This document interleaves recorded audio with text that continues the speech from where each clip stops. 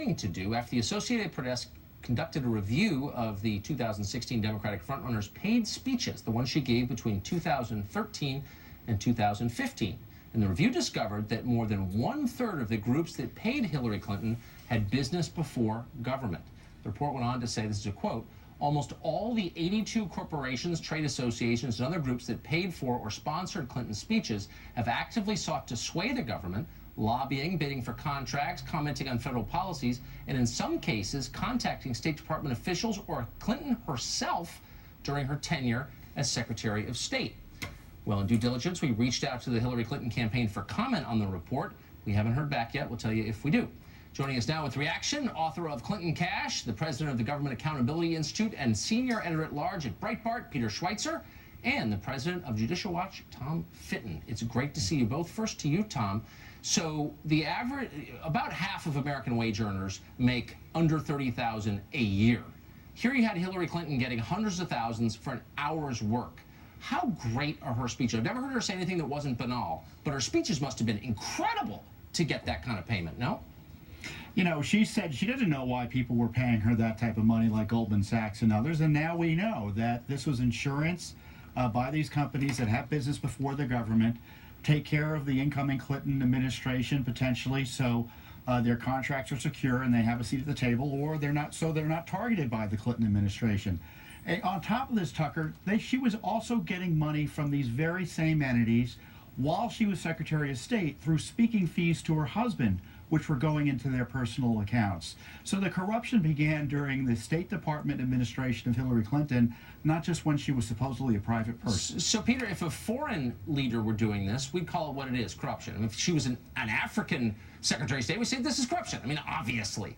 My question is, why did the Obama administration allow this? She was Secretary of State. Her husband continued to travel the world getting money from foreign interests. Why did they allow that? That's a great question. I mean, look, the Obama administration put very few restrictions on the Clintons. The ones that they did put, it really wasn't a restriction. It was transparency, that they had to disclose all the donations to the Clinton Foundation. The Clintons didn't even comply with that. You know, this is the heart of the problem. The heart of the problem with the Clintons is where they go, money tends to follow. And this is a pattern, you know, Tom's quite right. This has gone on for a very, very long time. And particularly as it relates to foreign entities, if you are a foreign government or a foreign corporation or a foreign financier and you want to have access to a leader, it's very difficult. You can't contribute to their political campaign. You maybe can't contribute to the super PAC, but you can pay either their spouse or themselves a overinflated speaking fee, and that gives you access that no lobbyist could ever get you. But Tom, here's what I don't get is the motive behind all this. I mean, how much money do you need? They've made hundreds of millions of dollars doing this. The only conclusion I can reach, I don't know what the other one is that they're greedy. They're greed heads. They're money worshipers. Like, why else would you do this? Yeah, I mean, personally, they made $48 million while she was Secretary of State from these speaking fees, from the Chinese, the Saudis, the UAE, you name it. And you have to wonder if political power was a means to just getting more money, or getting money was a means to political power. I guess we can debate that till the cows come home, but it's part of a pattern. The administration, we looked at the documents. We had to sue to get the documents. We were stonewalled. And 215 speeches approved, rubber stamped by the administration. I think they said no later to maybe North Korea giving them money. But virtually everyone who was asking and to give the Clintons money, whether foreign governments or corporations like the banks, forget about the money she was getting while she was a private citizen. The corruption was the money they were getting directly into their personal accounts from foreign governments and major corporations with business before the State Department and the United States government while she was Secretary of State. It went to their personal bank account. It's unbelievable. And Bill Clinton, of course, actively considered taking payment from North Korea. I don't know how they pay in gold or counterfeit cigarettes. I mean, how does a country like that pay you?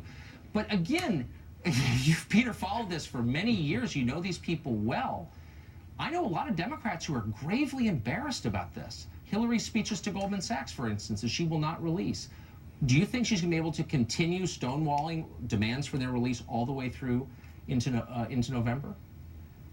I think she will. I mean, look, this has been the mode of operation for the Clintons. They have resisted basic rules of transparency that they agreed to with President Obama. You know, groups like Tom have really had to go through aggressively and get what information we do have. No, I don't think there's any reason for the Clintons at this point to stop doing what they've been doing. They haven't been held into account. and they don't seem to be able to have to face any penalties for what they're doing. So I expect them to continue to do what they're doing. And Bill Clinton has already promised if Hillary Clinton becomes president, he's going to continue to give paid speeches because, in his words, he quote-unquote has to pay the bills. Boy, I think they are getting punished, Tom. I mean, this cranky elderly socialist from Vermont is hassling her from the left largely because of things like this. And that's what's so baffling. She knew she was running for president, and she's giving $100,000, $200,000 speeches to Goldman Sachs anyway. That's like alcoholism. Like, she can't control herself. Yeah, there is some accountability, however indirect, for her conduct there. But more information is going to come out. We're still in court trying to get information about these the speechifying from her years as Secretary of State. I'm convinced the email she hasn't turned over contained information about the foundation business and her personal monies that she was raising through Bill's speeches. So it's going to, more information is going to come out, and it's going to come out soon. And recall, the FBI, supposedly, according to the Fox News, is investigating her conduct as Secretary of State, yes, and whether there was criminal activity in response to the foundation work and her personal money raising there as well. I hope so. I think this is a bigger story than the emails because it just reveals so much about where they're coming from. Gentlemen, thank you for providing so much information about this. I hope you'll keep it up. Thanks for joining us. Thank you. Thank you.